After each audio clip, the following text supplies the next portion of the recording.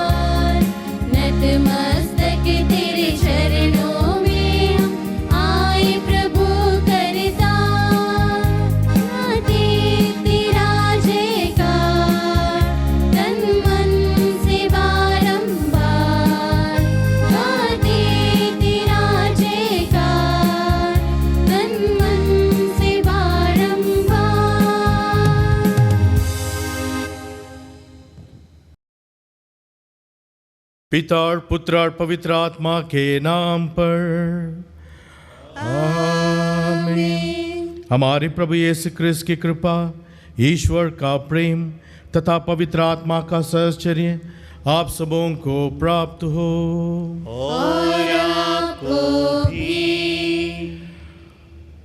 विभिन्न माध्यम से इस मिसा बलिदान में जुड़े रहने वाले कृष्ण मेरे प्यारे भाई और बहनों, सबको जय यीशु। मैं आप सबों को आज के इस मिस्सा बलिदान में हार्दिक स्वागत करता हूँ। आज प्रभु का दिन है। इतवार के इस मिस्सा में मैं आप सबों को थय हृदय से बला गडेरिया की तरह उनके शब्दों में स्वागत करता हूँ। प्रभु ने कहा, बले गडेरिया मैं हूँ। कोरोना वायरस महामारी के चलते बहुत सारे लोग आज गिरजाघरों में मिस्सा में भाग लेने के लिए असमर्थ रह गए होंगे, लेकिन हम सब उस शतपति के साथ मिलकर कह सकते हैं, हे प्रभु, मैं इस योग्य नहीं हूँ कि आप मेरे यहाँ आए, लेकिन एक शब्द कह दीजिए और मेरी आत्मा चंगी हो जाएगी। और वो शब्द प्रभु कहता है, बला गडेरिया, कि मैं तुम्हारे साथ हूँ, मैं तेरी रक्षा करूँगा। और जहाँ बेड़ है वहाँ बला गडेरिया रहता है। इसलिए विश्वास मानिए मेरे प्यारे भाई और बहनों, आज बला गडेरिया प्रभु आपके बीच में है। चाहे आप जहाँ भी हो, आपके बीच में है। बला गडेरिया दो चीज़ें हमें देता है। एक भलाई यानी आशीष है, दूसरी कृपा। 2 सप्ताह पहले हम लोग ने कृपा का रविवार मनाया है। आज का पहला पाठ भी हमें यही बताता है। जब लोग पेतरुस से कहते हैं हमें क्या करना चाहिए, वो कहता है आप पश्चाताप करो। इसलिए आज के इस मिस्सा बलिदान में भाग लेने के लिए हम प्रभु से कृपा मांगे, हम प्रभु से दया मांगे, हम प्रभु से पश्चाताप मांगे, ताकि योग्य रीत से इस मिस्सा बलिदान में भाग ले सकें और उस प्रभु की भलाई को पा सकें। आइए थोड़ी देर आंखें बंद करते हुए मन वचन कर्म के द्वारा जो पाप किए हों उसके लिए क्षमा याचना करें।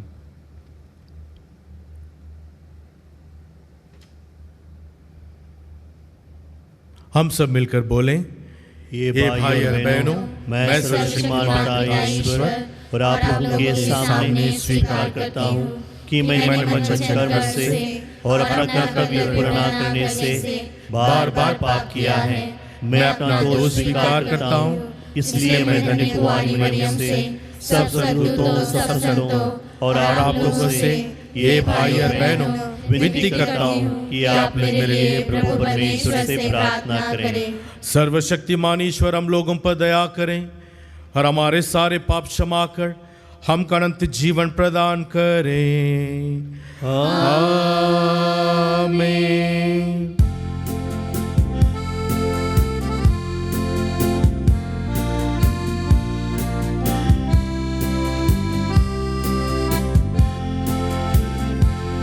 प्रभु हम पर दया तू करना,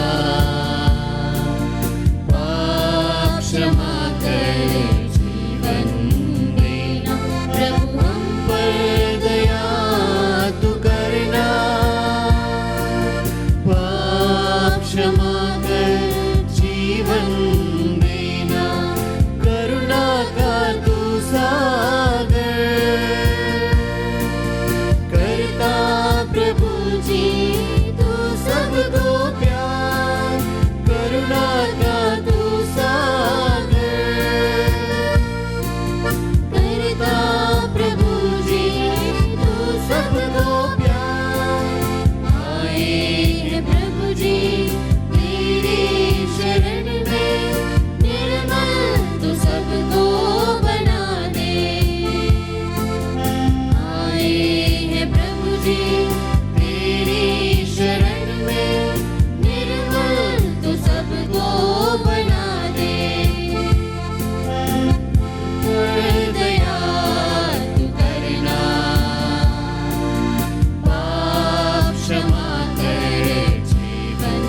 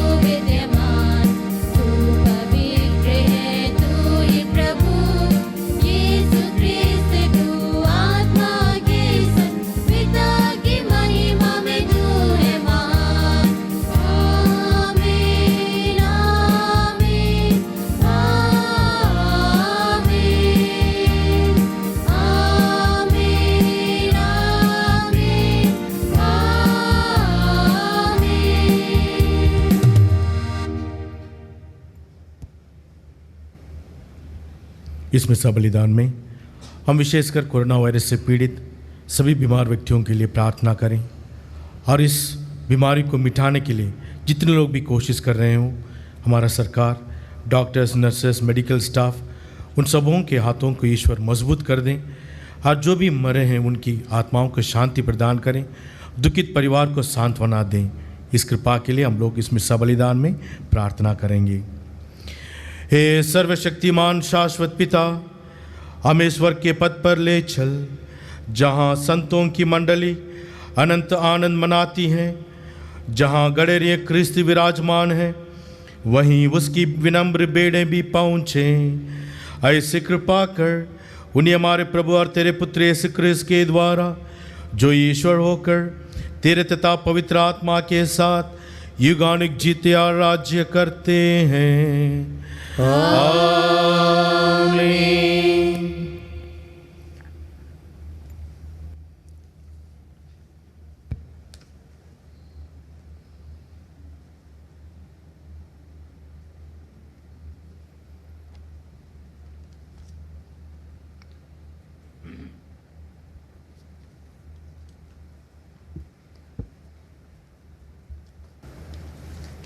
पहला पाठ, प्रेरित चरित्र। पेंतुकोस के दिन पेट्रुस ने 11 के साथ खड़े होकर लोगों को संबोधित करते हुए ऊंचे स्वर से कहा, इस्राएल का सारा घराना यह उचित रूप से जान ले कि जिन्हें आप लोगों ने क्रूस पर चढ़ाया है, ईश्वर ने उन्हें यीशु को प्रभु बना दिया है और मसीह भी।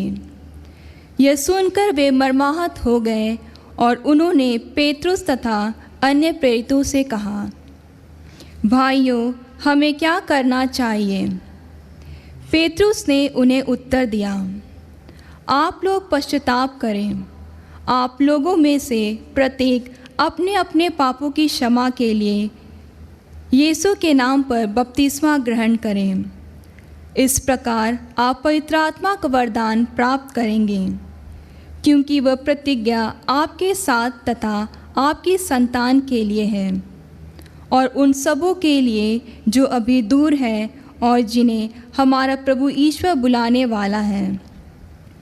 पेट्रुस ने और बहुत सी बातों पर साक्ष्य दिया और यह कहकर उन्हें उपदेश दिया कि आप लोग अपने को इस विधर्मी पीढ़ी से बचाए रखें।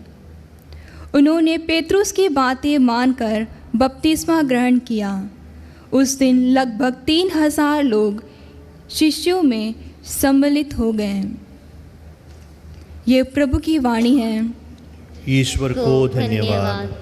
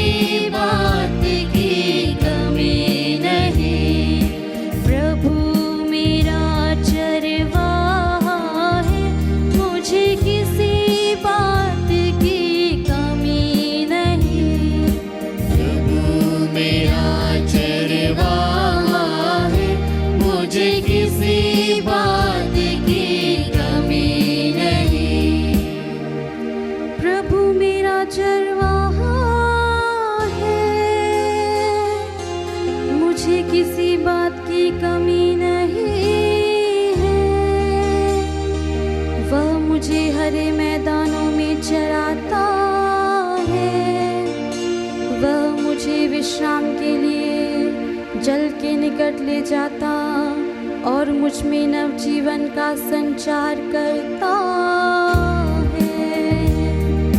प्रभु मेरा चरवाहा है, मुझे किसी बात की कमी नहीं। प्रभु मेरा चरवाहा है,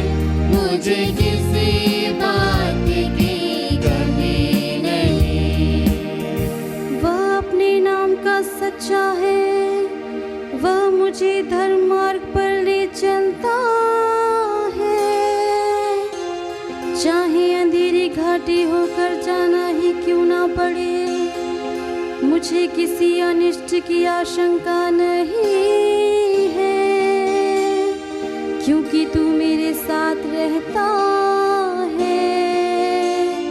तेरी लाठी तेरे डंडे पर मुझे भरोसा है। प्रभु मेरा चरवाहा है, मुझे किसी बात की कमी नहीं।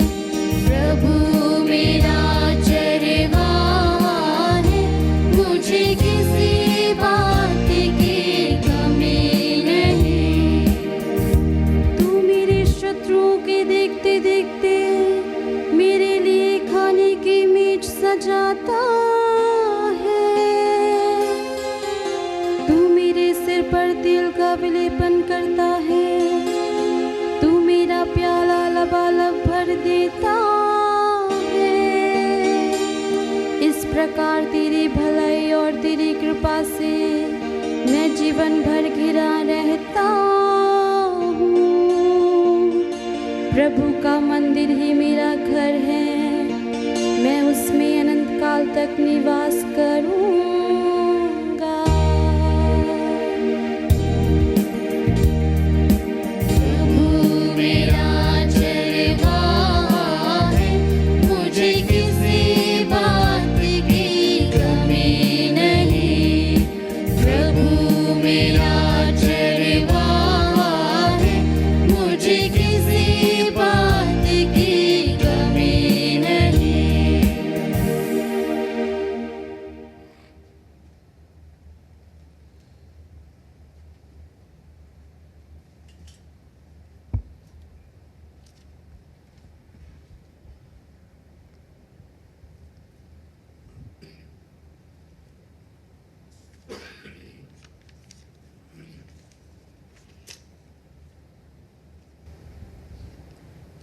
दूसरा पाठ संत पेत्रुस का पहला पत्र।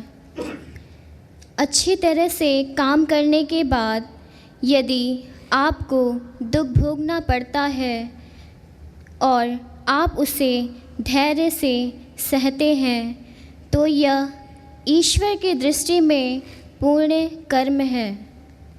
इसीलिए तो आप बुलाए गए हैं, क्योंकि मसीह ने आप लोगों के लिए दुख भोगा और आपके उदाहरण स्वरूप जिससे आप उनका अनुसरण करें, उन्होंने कोई पाप नहीं किया और उनके मुंह से कभी छल कपट की बात नहीं निकली।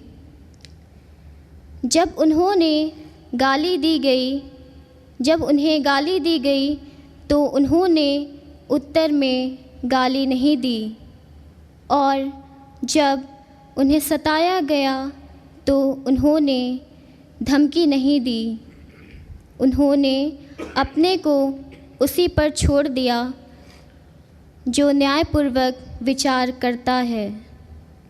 उन्होंने क्रूस पर अपने शरीर में हमारे पापों का भार उठाया, जिससे हम पाप की दृष्टि से मृत होकर धार्मिकता के लिए जीने लगे। आप उनके घावों द्वारा हमें भले चंगे हो गए हैं। आप लोग भेड़ों की तरह भटक गए थे, क्योंकि जब आप अपनी आत्माओं के चरवाहे तथा रक्षक के पास लौटकर आ गए हैं। यह प्रभु की वाणी है। ईश्वर को धन्यवाद।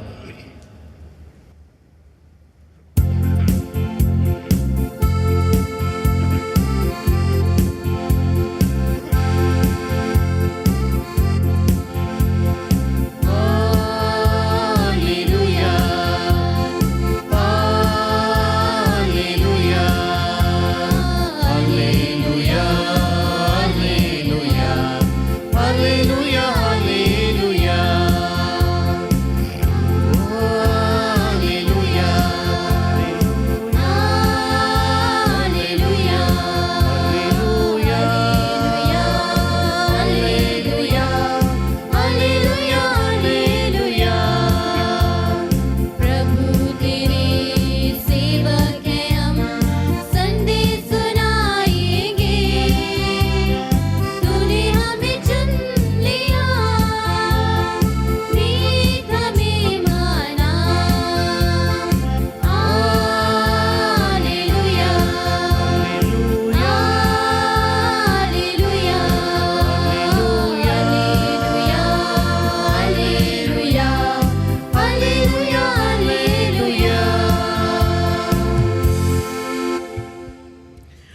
प्रभु आप लोगों के साथ हो और आपके साथ भी। संत योहन के अनुसार पवित्र सुसमाचार।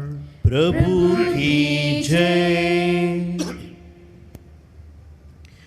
यीशु ने यहूदियों से कहा, मैं तुम लोगों से कह देता हूं, जो फाटक से भेड़शाला में प्रवेश नहीं करता बल्कि दूसरे रास्ते से चढ़कर आता है, वो चोर और डाकू है। जो फाटक से प्रवेश करता है वही भेड़ों का गड़ेरिया है, और उसके लिए दरवान फाटक खोल देता है। भेड़ें उसकी आवाज़ पहचानती हैं। वो नाम ले लेकर अपनी भेड़ों को बुलाता और बाहर ले जाता है। अपनी भेड़ों को बाहर निकाल लेने के बाद वो उसके आगे आगे चलता और वे उसके पीछे पीछे चलते हैं, क्योंकि वे उसकी आवाज़ पहचानती हैं। वे अपरिचित के पीछे पीछे नहीं चलेगी, वे तो उससे भाग जाएंगी, क्योंकि वे अपरिचितों की आवाज़ नहीं पहचानती। यीशु ने उन्हें यह दृष्टांत सुना दिया, किंतु वे नहीं समझे कि वो उनसे क्या कह रहे हैं। यीशु ने फिर से कहा, मैं तुम लोगों से कह देता हूं, भेड़शाला का द्वार मैं हूं। जो मुझसे पहले आए वे सब चोर और डाकू हैं, किंतु भेड़ों ने उनकी नहीं सुनी। मैं ही द्वार हूं। यदि कोई मुझसे होकर प्रवेश करे तो उसे मुक्ति प्राप्त होगी। वो भीतर बाहर आया जाया करेगा और उसे चरागा मिलेगा। चोर केवल चुराने, मारने और नष्ट करने आता है। मैं इसलिए आया हूं कि वे जीवन प्राप्त करें, बल्कि परिपूर्ण जीवन प्राप्त करें। यह प्रभु का जीवंत सुसमाचार है। क्रिस्त की जय। सुसमाचार के शब्द हमारे पापों को मिटा दें। आमीन।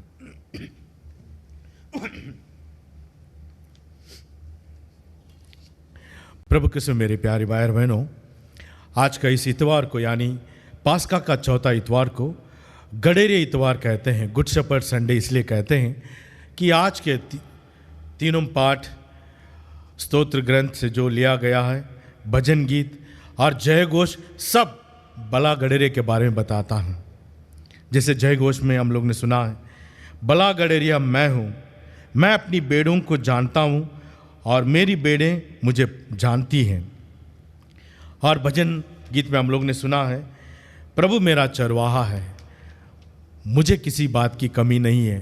स्तोत्र ग्रंथ 23वां से लिया गया है। लेकिन आज का सुसमाचार थोड़ा सा हट के योहान सुसमाचार अध्याय 10 पहला वाक्यांश से लेकर 10 तक प्रभु अपने आप को भेड़शाला का फाटक बताते हैं। मैं भेड़शाला का द्वार हूं। ये दोनों के बारे में आज हम लोग मनन चिंतन करेंगे। प्रभु बला गडेरिया है और प्रभु भेड़शाला का फाटक है, यानी वो भेड़शाला का द्वार है, वो खुद ही द्वार है। सबसे पहले हम ये जान लें कि प्रभु किस तरह का चरवाहा है। शायद हम में से बहुत सारे लोग चरवाहा को देखे नहीं होंगे, टीवी में या फिल्म में देखे होंगे, लेकिन प्रभु के समय में लोगों को मालूम था चरवाहा का मतलब। ना केवल जो भेड़ चराने के लिए जाते थे वे, बल्कि धर्म ग्रंथ में भी चरवाहा के बारे में बहुत सारे चीज़ों में बताया गया था। इजरायलियों को पिता मानने जाने वाला इब्राहिम एक गडेरिया था, और उनके पुत्र इसहाक गडेरिया, और उनके पुत्र याकूब वो भी गडेरिया, याकूब के पुत्र लोग भी गडेरिये थे।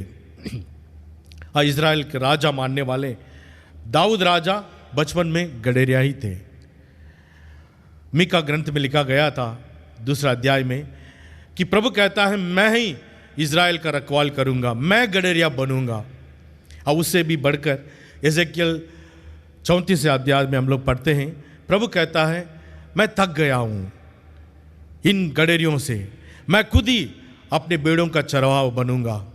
ये सब सुनने के बाद लोगों को समझ में आ गया प्रभु के समय में, जब प्रभु कहते हैं मैं भला गडेरिया हूँ, कि प्रभु यीशु उसी शब्द को दोहरा रहे हैं जिसे ईश्वर ने कहा था कि मैं अपने भेड़ों का रखवाली करूंगा, मैं अपने भेड़ों के लिए चरवाहा बनूंगा। प्रभु अपने आप को भला गडेरिया कहता है। किस तरह का भला गडेरिया? सबसे पहले एक भला गडेरिया का गुण था अपने भेड़ों को जानना। प्रभु किस तरह भेड़ों को जानता, जब हम लोग सुनेंगे तो आज का जो भजन वाक्य था, हालेलुया वाक्य, उसमें हम लोग पढ़ते हैं मैं अपने भेड़ों को जानता हूँ। और आज को सुसमाचार भी कहता है कि मैं उन्हें नाम लेकर बुलाता हूँ। हम किसी का नाम जानते हैं, मतलब मैं उस व्यक्ति को जानता हूँ। कितने लोग हमसे 5 बार नाम बुला चुके हैं, अब वो बताने के बाद भी भूल जाएंगे। मेरा भी वही था। हम कितने लोग को याद करते हैं, कितने लोग याद नहीं करते हैं, गलत नाम लेकर बुला लेते हैं, बोलते हैं कि फादर मैं वो नहीं हूँ, मैं ये हूँ, तब बता रहे सॉरी यार कन्फ्यूजन हो गया करके। लेकिन प्रभु हर एक का नाम जानता है। प्रभु की जानकारी किस तरह है, इसे समझने के लिए हमें सुसमाचार के और पुराना व्यवस्थान का 2-3 पंक्तियों को याद करना जरूरी था। वो ये है, यहेजकेल 34वां अध्याय वाक्य 16 में हम लोग पढ़ सकते हैं। वहाँ कहता है, प्रभु कहते हैं कि जो घायल है उस पर मैं पट्टी बांधता हूँ, जो भटक जाते हैं मैं उन्हें खोज कर लाता हूँ। खोजने के लिए कोशिश नहीं करूँगा कहते हैं, वो कहते हैं मैं जो खो गया है वो मैं खोज कर लाऊंगा, मेरी गारंटी है। जो निकल जाते हैं, छूट जाते हैं, खो जाते हैं, मैं इंतज़ार नहीं करूँगा कि वो आ जाएं, नहीं, मैं खोज कर निकाल लाऊंगा। और जो भटक जाते हैं उसे ढूंढ कर लाऊंगा। और जो धीरे धीरे चलते हैं मैं उनके साथ चलूंगा। इस तरह, और जो बीमार है उसे मैं चंगा करूंगा। यहेजकेल के ग्रंथ 34वां अध्याय 16वां वाक्यांश में। यानी अलग अलग लोगों का अलग अलग तरीके से जरूरत पड़ता है, मैं उन जरूरतों को जानता हूं। सबके लिए, सब बीमारी के लिए एक ही दवा नहीं है।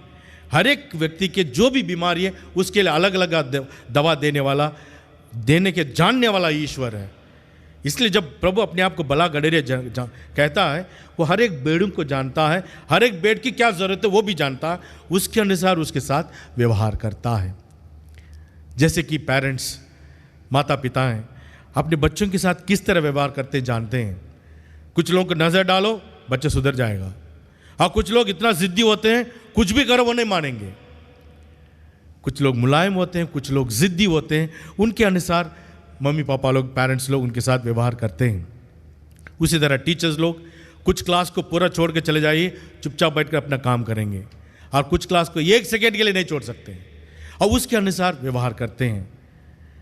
प्रभु हमें जानता का मतलब है हम में से हर एक को जो जरूरी है, क्या हम बीमार हैं, क्या हम असफल हो गए हैं, हम निराश हैं, हर तरह के लोगों को जानकर उसी के अनुसार व्यवहार करता है। ये क्या वाक्य मैं स्तोत्र ग्रंथ से बताना चाहता हूँ। स्तोत्र ग्रंथ अध्याय 139 139 पद संख्या 1 से 5 तक पढ़िएगा, आपको मालूम हो जाएगा कि प्रभु क्या जानता है मेरे बारे में। ज़रूर पढ़ लीजिएगा 139 साम 139 और पद संख्या 1 से 5 तक। प्रभु मेरी ताह लेता है, प्रभु तू मेरी ताह लेता है, चाहे मैं लेटूं या बैठूं तू मुझे जानता है। मेरे मुख से बात निकली नहीं उससे पहले तू जानता है। मैं आपसे बचकर कहाँ जाऊं, आसमान में जाऊं या गहराई में कहीं जाऊं तो सब कुछ जानता है। इतना जानने वाला ईश्वर, मेरा सब कुछ जो मैं अपने बारे में नहीं जानता हूं उसे भी प्रभु जानता है। कितना सुंदर सी बात है। जानकर क्या फायदा है? स्तोत्र ग्रंथ में वही 5वां वाक्यांश कहता है, तू मेरे आगे पीछे से मुझे संभालता। इतना जानने वाला ईश्वर चुपचाप नहीं बैठा, इतना जानकारी लेने वाला भला गडेरिया मेरा आगे और पीछे से मुझे संभालता है, और उसका दाहिना हाथ मुझे रक्षा करता है। इसलिए हमें कोई डर की बात नहीं है। भला गडेरिया हमें जानता है, मतलब हमारे हर एक व्यक्ति की ज़रूरतों को जानता है, और उस ज़रूरत के अनुसार वो हमारे साथ व्यवहार करता है। चाहे हम बाहर के लोगों के लिए अलग है, अंदर अपने आप में अलग हो सकते हैं, लेकिन प्रभु के सामने हम कभी नहीं कर सकते। हम प्रभु के सामने नतमस्तक होकर, हे प्रभु तू जानता है मुझे, मैं आपके सामने क्या झूठ बोल सकता हूँ। अब सब कुछ जानने वाला ईश्वर, मैं अपने दिल खोलकर आपके सामने नतमस्तक हूँ। प्रभु तू मेरे सब कुछ जानता, तू मुझे संभाल और आगे ले चल। यही भला गडरिया का सबसे पहला गुण है कि वो हमें जानता है, हमें से हर एक को जानता है, उसके अनुसार हमारे साथ व्यवहार करता है और देखभाल करता है। धन्यवाद प्रभु को। और आज हम लोग प्रभु अपने आप को फाटक कहते हैं, उसके बारे में मनन चिंतन करें। फलस्तीन में प्रभु के समय में गडेरे लोग 2-3 सप्ताह के लिए भेड़ों को ले जाते थे चराने के लिए, जहाँ हरी भरी घास मिलती थी वहाँ ले जाते थे। और रात होते ही भेड़ों के एक साथ करना है, इकट्ठा करना है, जंगली जानवर आकर मार देगा, उसके लिए उन लोग पत्थरों से घेराव करते थे। घेराव करने के बाद फाटक कहाँ से ढूंढें? कोई फाटक लेकर ढोकर तो नहीं जाता जंगल में, तो फाटक के बिना कैसे रहेंगे ये भेड़? जंगली जानवर आ सकता, चोर डाकू लोग आ सकते हैं। तो वो जो बनाते हैं, घेराव बनाते हैं, उसमें थोड़ा सा जगह छोड़ देते थे। उस जगह में वो खुद ही गडेरा खड़े हो जाता था, इतना सा जगह भेड़ आने जाने के लिए रास्ता, उसमें खुद ही खड़े हो जाता था, ताकि भेड़ अंदर के भेड़ बाहर ना जाए और जंगली जानवर अंदर ना जाए और चोर डाकू अंदर आकर ले जाएं। अगर कोई भी जाए उसके ऊपर ही जा सकते हैं, उसके मारने के बाद ही जा सकते हैं। फाटक द्वार कोई चीज नहीं थी, वो एक व्यक्ति है। प्रभु कहता है मैं फाटक हूं, मैं द्वार हूं। इसका मतलब एक है, आज का वो पहला वाक्यांश में हम लोग पढ़ते हैं, जो मुझसे होकर नहीं जाता है वो चोर और डाकू है। इसका मतलब क्या है? प्रभु के नाम लेकर आने वाले सुसमाचार करता अगर प्रभु के द्वार से नहीं आते हैं, वो चोर और डाकू है। बहुत गंभीर शब्द है। यानी प्रभु को सुसमाचार सुनाने के लिए जो आते हैं वो प्रभु से ही आना चाहिए, उनके द्वारा ही आना चाहिए, उनसे अभिषिक्त होना चाहिए और उनके दिल मन सब में प्रभु ही होना चाहिए, वही उसके लिए लायक है। नहीं तो उसके लिए बिल्कुल वो लायक नहीं है। जैसे संत पौलुस कहते हैं गलातियों के नाम से, मैं नहीं प्रभु मुझ में जीता है, मैं नहीं प्रभु मुझ में जीता है। यानी प्रभु को अपने आप में रखकर मैं प्रभु का सुसमाचार सुनाता हूँ। चाहे कोई कुछ भी कहानी सुनाए, कुछ भी करे, अच्छे अच्छे प्रवचन दें, लेकिन प्रभु मुझ में नहीं है, मैं व्यर्थ हूँ। मैं प्रभु के अनुयायी यानी भला गडरिया बनने लायक नहीं हूँ, क्योंकि मैं प्रभु के द्वार से नहीं आया हूँ। इसलिए हम आज प्रार्थना करेंगे सभी सुसमाचार सुनाने वालों को, सभी पुरोहित, धर्म संगी सभीयों को, कि उनके मन वचन में प्रभु ही बस जाएं। प्रभु जो फाटक है उनके द्वारा ही वो आए, ताकि वो भेड़ों की सेवा कर सकें। दूसरी बात है, प्रभु अपने आप को फाटक कहते हैं, द्वार कहते हैं। धर्म ग्रंथ में हम लोग बहुत बार सुनते हैं, प्रभु कहते हैं मैं संसार की ज्योति हूँ, मैं स्वर्ग से उतरी हुई जीवन की रोटी हूँ, मैं दाखलता हूँ। और आज के सुसमाचार में कहते हैं मैं भला गडेरिया हूँ, मैं भेड़ के द्वार हूँ। ये मैं क्या होता है? मैं हूँ, हाँ प्रभु फाटक है, प्रभु ज्योति है, नहीं। वो मैं में बहुत सारी सच्चाइयाँ हैं, वो मैं में ईश्वरता है। आपको याद होगा निर्गमन ग्रंथ में 3 अध्याय में वाक्यांश 1 से 15 तक जब हम लोग पढ़ते हैं, ईश्वर मूसा को बुलाता है। अब बुलाकर कहता है देखो इजराइलियों को छुड़ाना है, मिस्र देश से छुड़ाना, तुम फरोह के पास जाकर मेरे प्रजा को छुड़ाओ, वापस ले जाओ। वो कहता है मैं फिरौन के पास जाऊंगा, वो पूछेगा किस ईश्वर ने भेजा? बहुत सारे ईश्वर लोग हैं, अगर नाम पूछेगा मैं कौन सा नाम बोलूँगा? तो ईश्वर कहते हैं अगर वो पूछेगा तो कहना मैं सत्य तुम्हें भेजा हूँ। सत्य का मतलब होता है मैं हूँ। अंग्रेजी में यावे कहते हैं और इब्रानी भाषा में भी यहोवा या यावे कहते हैं और ग्रीक भाषा में उसे येगो येमी कहते हैं, यानी मैं हूँ। ईश्वर के लिए कोई नाम की जरूरत नहीं है, जैसे बाल, अशर, इस तरह के नाम की जरूरत नहीं है। नाम अलग अलग व्यक्ति, जब अलग अलग व्यक्ति होते हैं उसके लिए नाम की जरूरत पड़ता है। ईश्वर कहता है मैं था, मैं हूं और मैं रहूंगा, मेरे लिए कोई नाम की जरूरत नहीं है, मैं हूं। जब प्रभु यीशु कहते हैं मैं भला गडेरिया हूं, यानी उस ईश्वर का परिभाषाएं हैं, उनका गुण है। वो ईश्वर ज्योति है, वो ईश्वर दाखलता है, वो ईश्वर बेटशाला का द्वार है, वो ईश्वर भला गडेरिया है, वो ईश्वर रोटी और दाखरस में आने वाले शरीर और रक्त है, जीवन की रोटी है। हम प्यारे भाई बहनों, अगर हम ऐसे महान ईश्वर के दरवाजे के सामने नहीं है और उस ईश्वर को हम दिल में स्वागत नहीं कर रहे हैं, हम गलत दरवाजे पर खड़े हैं। क्योंकि जैसे हम लोग प्रेरित चरित्र में पढ़ते हैं, संत पेतरुस भी कहते हैं हमें और कोई नाम नहीं दिया गया है इस पृथ्वी पर, सारे संसार पर हमारी मुक्ति के लिए और कोई नाम नहीं दिया गया है ईश्वर के, प्रभु यीशु के नाम के सिवा। वही ईश्वर स्वरूप है, वो बेड़ का फाटक है, बेड़ का द्वार है, वही भला गडेरिया है, वो ईश्वर है। इसलिए हम उनके द्वार में खड़े रहते हैं, हम अनंत जीवन प्राप्त कर सकते हैं। ये सच्चा प्रभु का वादा है। और तीसरी बात जो हमारे सामने उभर कर आती है, ईश्वर प्रभु यीशु सबों को बुलाता है, जो कोई मुझ में प्रवेश करता है उसे अनंत जीवन प्राप्त होगा। जो कोई, ओपन टू ऑल। क्योंकि उस, जैसे मैं कहा था कि वो दरवाजा नहीं है जो बंद रहता है, नहीं, प्रभु सबों का स्वागत करता है। इसलिए वचन कहता है हमें, जो कोई मुझ में प्रवेश करता है, जिनको ज़रूरत पड़ती है, इसमें कोई रुकावट नहीं है, सबों को ओपन इनविटेशन है। अपने हाथ फैलाते हुए प्रभु कहता है, थके मांदे बोझ से दबे हुए लोग, तुम सबके सब, ये नहीं, सबके सब आ जाओ। सबके लिए यहाँ पर जगह है, मेरे दिल में जगह है, मैं तुम्हें विश्राम दूंगा, अनंत शांति दे दूंगा और तुम आकर जाकर और हरियाली में प्रवेश पा सकोगे।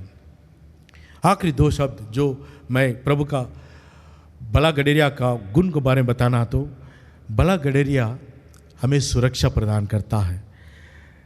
अगर फाटक मजबूत है तो घर के अंदर सब भी मजबूत है, सुरक्षित है।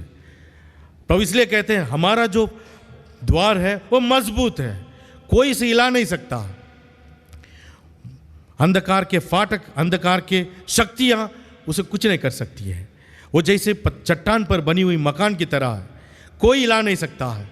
हम सुरक्षित महसूस कर सकते हैं कि हमारा विश्वास का, हमारा जीवन का द्वार, हमारा जीवन का फाटक, हमारा जीवन का नींव प्रभु यीशु है। वो प्रभु हमें सबसे पहले प्रॉमिस करता है, वचन देता है कि जो मुझ में विश्वास करता है वो सुरक्षित रखेगा, मेरे हाथ से कोई उनको छीन नहीं पाएगा।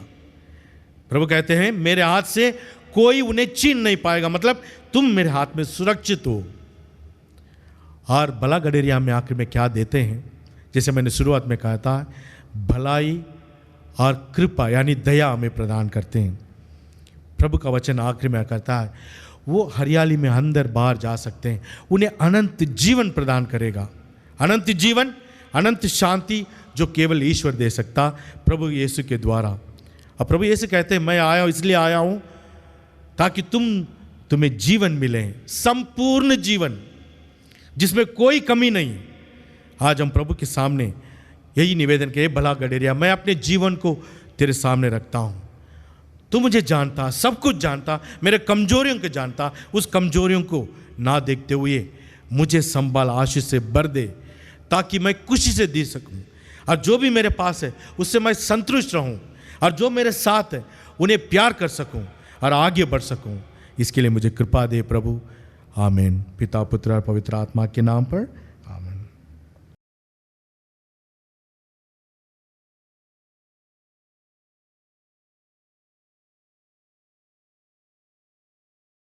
आइए भला गडेरिया प्रभु यीशु पिता परमेश्वर कलीसिया पर अपना विश्वास प्रकट करेंगे।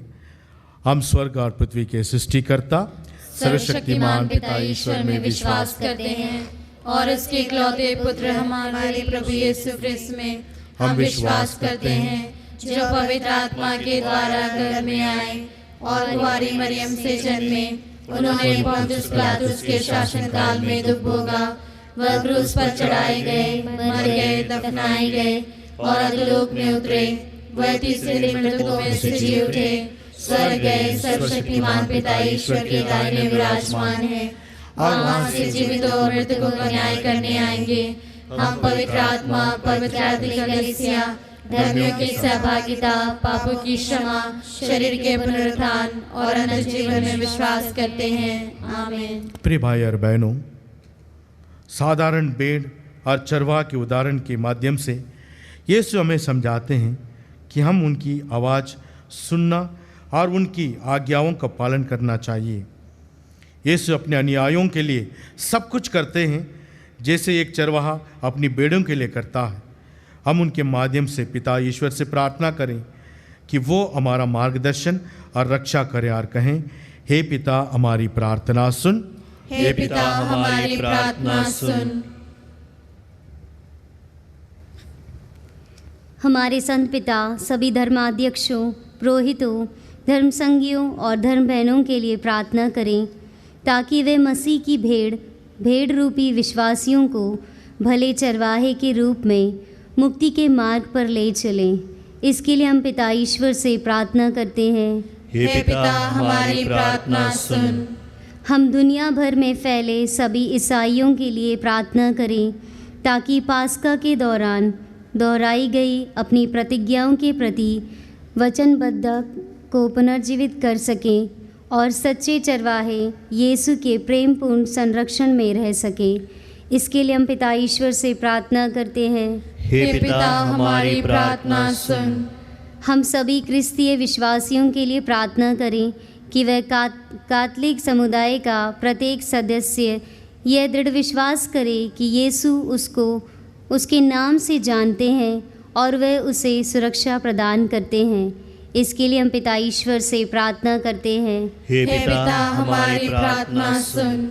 उन सभी लोगों के लिए हम प्रार्थना करें जो यीशु को दुनिया के उद्धारकर्ता के रूप में नहीं जानते या मानते हैं।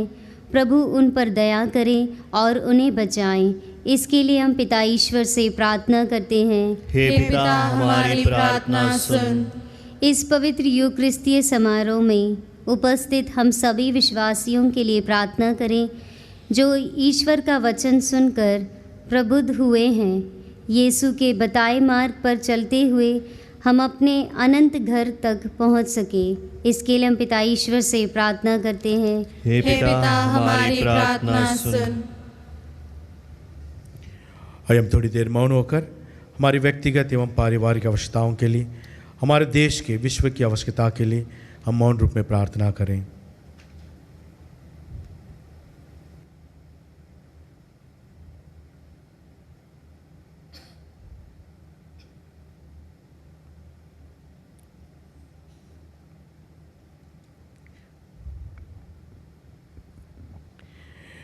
हे परम दयालु पिता, हम तेरे पुत्र यीशु को अपना ईश्वर एवं बड़ा गडेरिया मानते हैं और उनके लिए धन्यवाद देते हैं, जो अपनी भेड़ों को तितर बितर होने नहीं देते हैं परंतु हमेशा उनकी रक्षा और निगरानी करते हैं।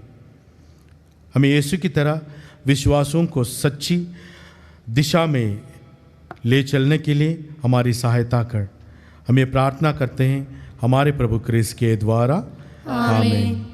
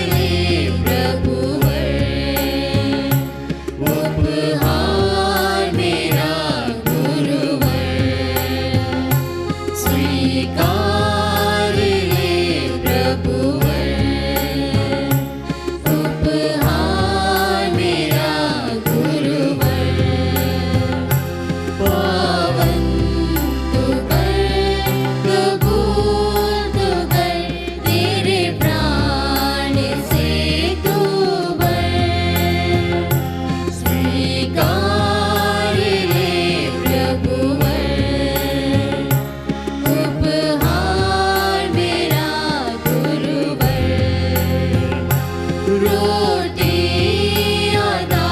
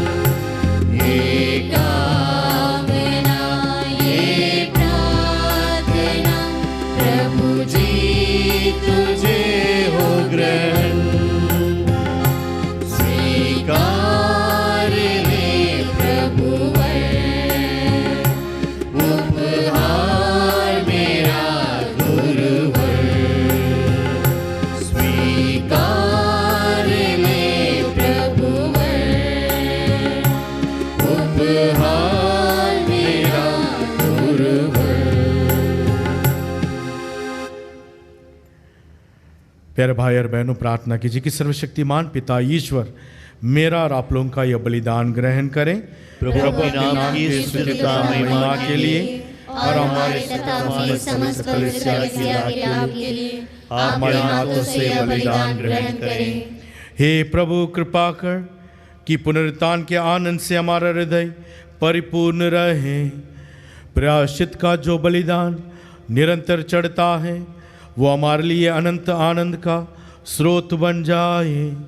यह विनती स्वीकार कर हमारे प्रभु क्रिस्त के द्वारा। आमीन। प्रभु आप लोगों के साथ हो और आपके साथ भी। प्रभु में मन लगाइए। हम प्रभु में मन लगाए हुए हैं। हम अपने प्रभु ईश्वर को धन्यवाद दें। यह उचित और आवश्यक है। हे पूज्य पिता, यह परम उचित है, हमारा कर्तव्य तथा कल्याण है कि हम प्रतिदिन और विशेष करके इस अवसर पर अधिक समारोह के साथ तेरा गुणगान करें, जब क्रिस्त हमारे पास्का का मेमना बलि चढ़ाए गए हैं। पुरानी पद्धति नष्ट करके क्रिस्त ने सबका नव निर्माण किया और हमें जीवन की पूर्णता प्रदान की है। इसलिए पास्का के आनंद से विभोर होकर विश्व का कोना कोना उमंग से फूला नहीं समाता है और स्वर्ग के समस्तदूत गण तेरी स्तुति करते हुए निरंतर एक स्वर से गाते हैं।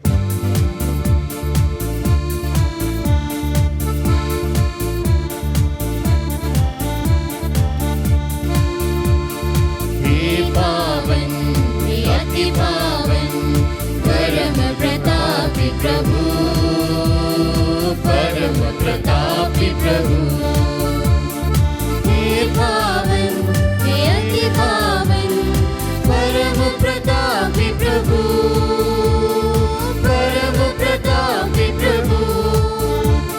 स्वर्ग में हो होसाना, ऊंचे नभ में होसाना। स्वर्ग में हो होसाना,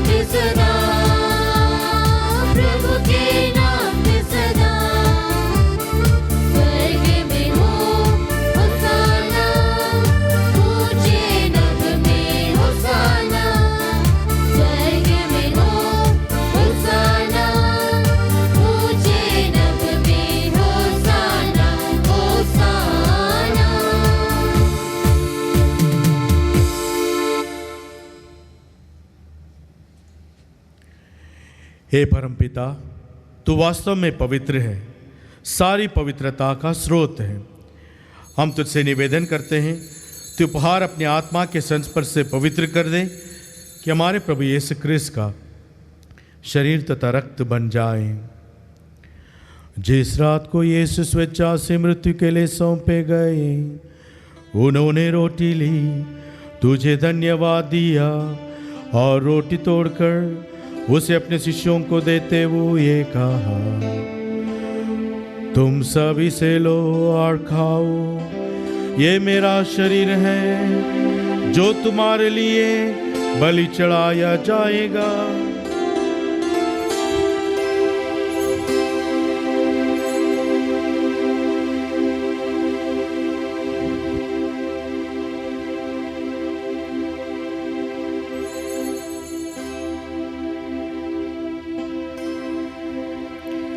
इसी भांति भोजन के बाद उन्होंने कटोरा लिया, तुझे धन्यवाद दिया और उसे अपने शिष्यों को देते हुए कहा, तुम सब इसे लो और पियो, ये मेरे रक्त का कटोरा है, नवीन और अनंत व्यवस्थान कर, जो तुम्हारे और बहुतों के पापों की क्षमा के लिए बहाया जाएगा। तुम मेरी स्मृति में यह किया करो।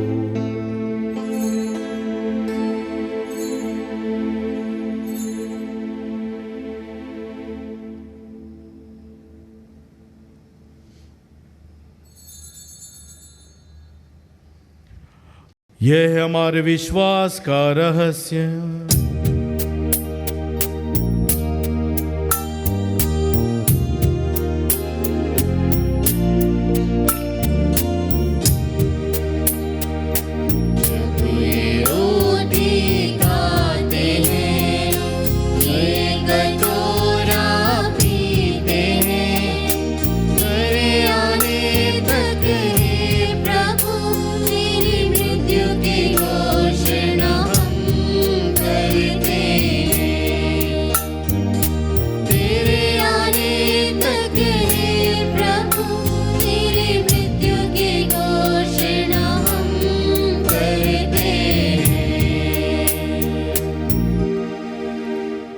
हे परमपिता, यह आज्ञा मानकर हम अपने प्रभु की मृत्यु एवं पुनरुत्थान की स्मृति में तुझे जीवन की रोटी और मुक्ति का कटोरा चढ़ाते हैं। हम तुझे धन्यवाद देते हैं प्रभु कि तूने मैं अपने सम्मुख उपस्थित होने और अपनी सेवा करने का सौभाग्य प्रदान किया है। हमारा नम्र निवेदन है कि हम सब जो क्रिस्त का शरीर तथा ग्रहण करने वाले हैं, पवित्र आत्मा के द्वारा एकता के सूत्र में बंधे रहें।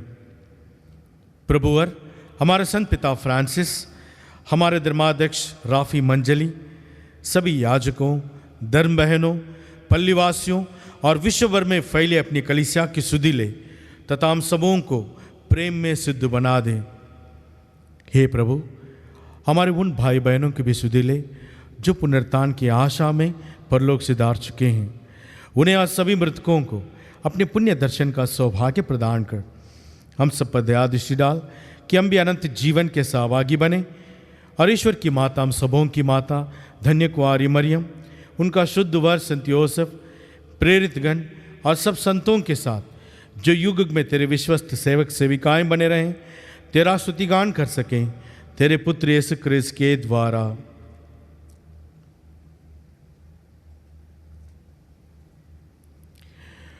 इन्हीं प्रभु क्रिस्त के द्वारा, इन्हीं के साथ और इन्हीं में हे सर्वशक्तिमान पिता ईश्वर, पवित्र आत्मा के साथ तुझे समाधान तथा महिमा युगानुयुग मिलती रहती है।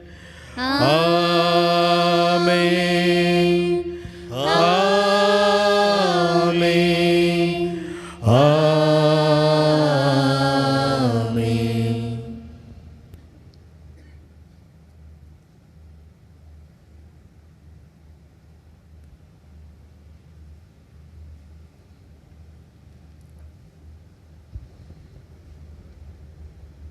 ईश्वर भला गडेरिया है, हमें अच्छी तरह से जानने वाला है।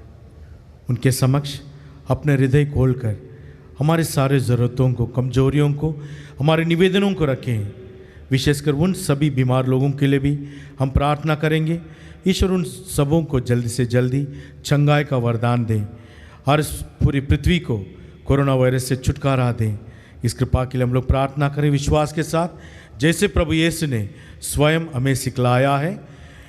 ये हमारे पिता जो स्वर्ग में है, तेरा नाम पवित्र किया जावे, तेरा राज्य आवे, तेरी इच्छा जैसे स्वर्ग में है वैसे पृथ्वी पर भी पूरी हो।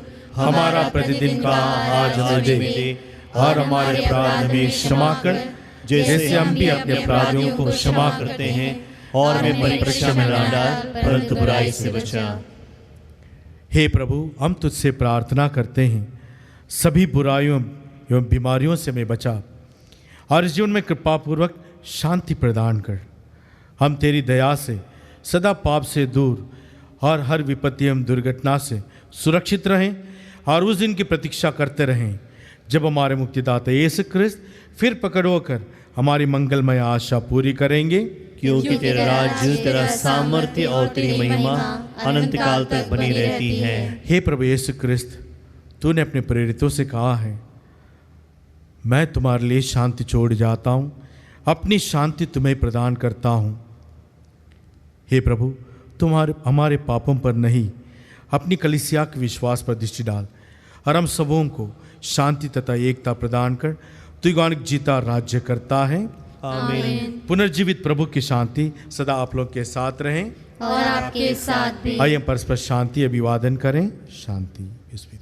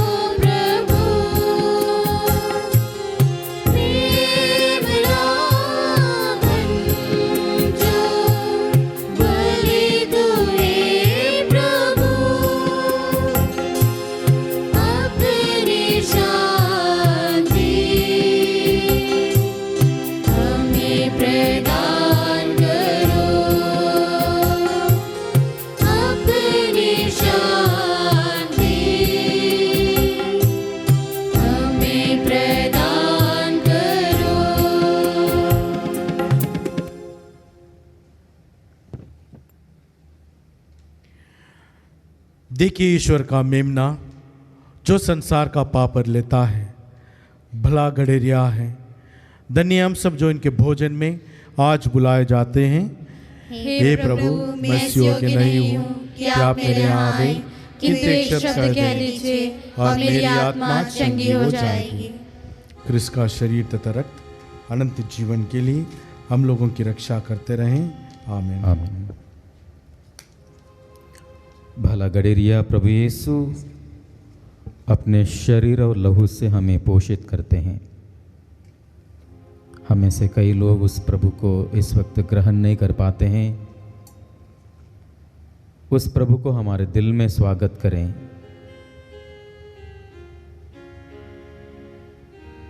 हे मेरे प्रभु यीशु, मैं सारे हृदय से विश्वास करता हूँ कि आप पवित्र यूकरिस्तीय संस्कार में उपस्थित हैं। हे प्रभु, मैं सभी चीज़ों से बढ़कर तुझे प्रेम करता हूँ और मेरी यही अभिलाषा है कि आप मेरे आत्मा में आकर बस जाएं, क्योंकि हे प्रभु, मैं तुझे आज ग्रहण करने में असमर्थ हूँ। हे प्रभु, आध्यात्मिक रूप से आकर मेरे हृदय में समा जाइए। हे यीशु, मैं आज तुझ में एक होना चाहता हूँ और तुझ में समा जाना चाहता हूँ। हे प्रभु, यह कभी ना होने पाए कि मैं तुमसे कभी अलग हो जाऊँ। आमीन।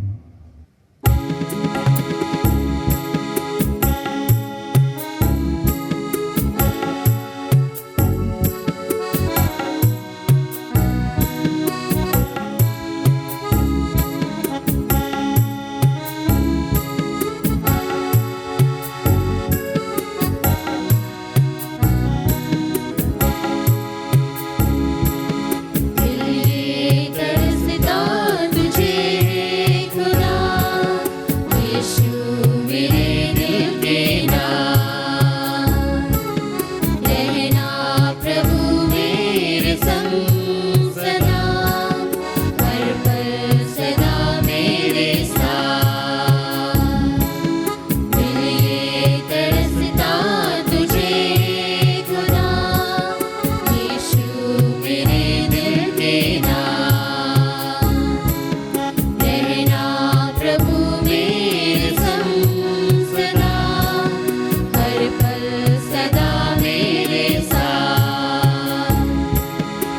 दिल ये तड़पता, मन ये तरसता, दिल ये तड़पता, मन ये तरसता, खोजूं मैं तुझको दिल से सदा, दिल ये तरसता तुझे खुदा, यीशु मेरे दिल के नाम, रहना प्रभु मेरे संग सदा, हर पल सदा मेरे साथ।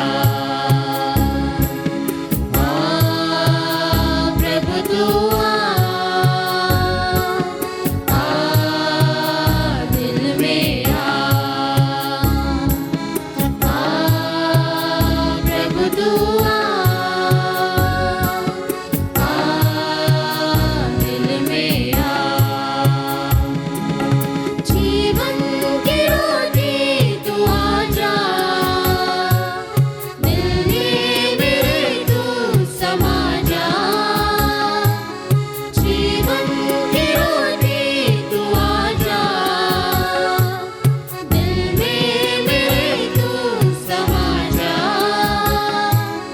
बस जा प्रभु मन में मेरे, आके तू मेरी प्यास बुझा, बस जा प्रभु मन में मेरे, आके तू मेरी प्यास बुझा, दिल ये तरसता तुझे खुदा, यीशु मेरे दिल के नाम, रहना प्रभु मेरे संग सदा, हर पल सदा मेरे साथ, दिल ये तरसता तुझे खुदा, यीशु मेरे दिल के नाम, रहना प्रभु मेरे संग सदा,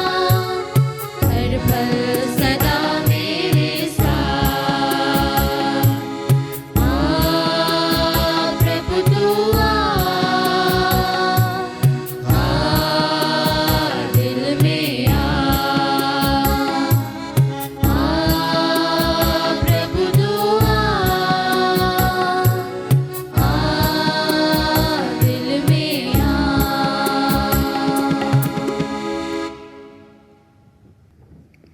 क्रिस्त हमारे भले घड़े लिए जी उठे हैं।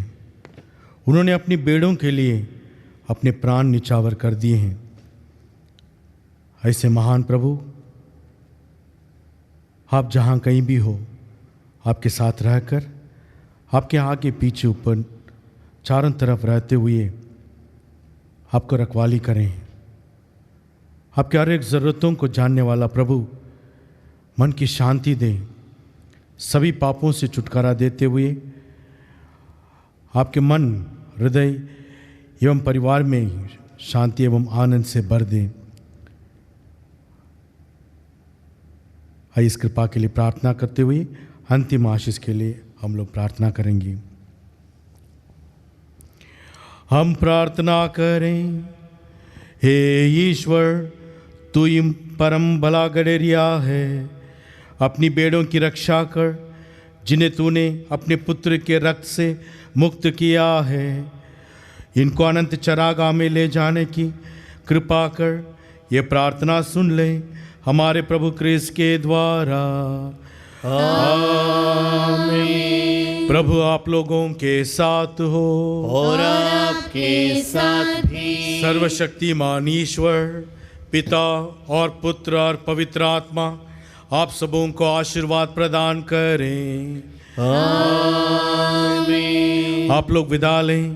प्रभु की शांति, माता मरियम की ममता, सेंट जोसेफ की सुरक्षा साथ रहें। ईश्वर को धन्यवाद।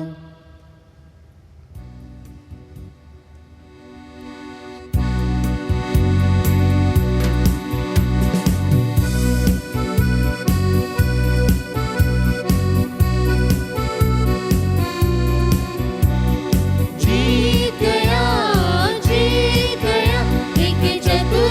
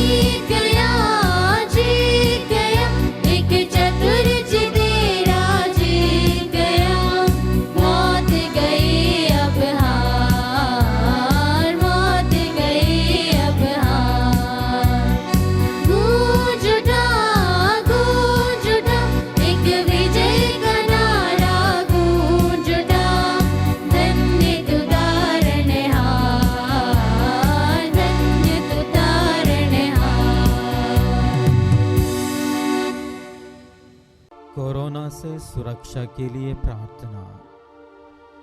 हे सर्वशक्तिमान दयालु ईश्वर, तू जो समस्त सृष्टि के प्रति अपना प्रेम प्रकट करता है, हमारी प्रार्थनाओं को जो हम संसार भर में कोरोना वायरस से पीड़ित लोगों के लिए कर रहे हैं, कृपा पूर्वक सुन ले।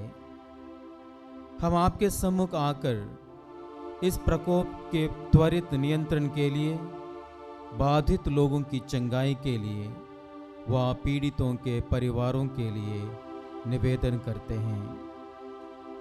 हम उन तमाम चिकित्सकों व वैज्ञानिकों के लिए प्रार्थना करते हैं जो इस रोग के उन्मूलन के लिए औषधि की खोज में लगे हैं, जिससे अति शीघ्र ही उचित दवा की खोज हो सके। हम याचना करते हैं सरकार व स्वास्थ्य अधिकारियों के लिए, जिससे कि वे लोगों की भलाई के लिए समय पर उपयुक्त कदम उठा सकें। ये प्रार्थना हम करते हैं अपने प्रभु यीशु क्रिस्त के द्वारा। आमीन।